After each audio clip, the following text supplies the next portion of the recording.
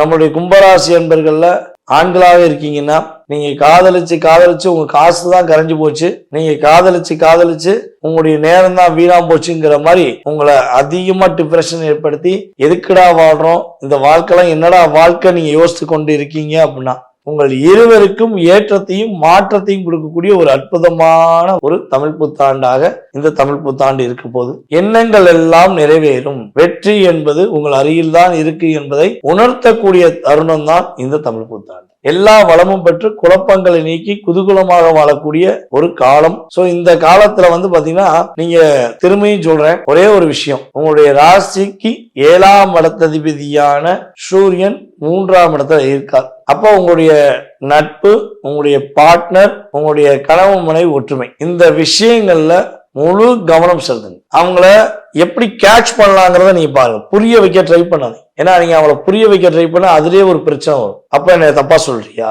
உனக்கு தப்பாவா இருக்கேன், நான் உனக்கு உண்மையாலையான்னு நீங்க ஒரு வார்த்தை கேட்டிருப்பீங்க, நீங்க ஏதோ என்கிட்ட கொஞ்சம் பேசுற டைம் குறையுதே, நீங்க ஏதோ என்கிட்ட ஏதோ மிஸ் அண்டர்ஸ்டாண்டிங் பண்றீங்களான்னு ஒரு வார்த்தை நீங்க கேட்டதுக்காண்டி 1 மணி நேரம் உங்களை பேசி கொலையா கொண்டு ஏண்டா கேட்டோம் அப்படிங்கிற நிலைமைக்கு கொண்டு வந்திருப்பாங்க. சோ ஆனா நீங்க கேட்டது சரிதான், அதான் உண்மை, நீ கேட்டது தப்பு கிடையாது. ஏன்னா அவங்க உங்களுக்கான நேரம் ஒதுக்கல, உங்களை அவாய்ட் பண்ணாங்கிறத நீங்க உணர்ந்துட்டீங்க. உங்களை உணர்த்துனது யாரு அப்படின்னா நம்ம சனி பகவான் என்று பாருன்னு சொல்லுவேன்.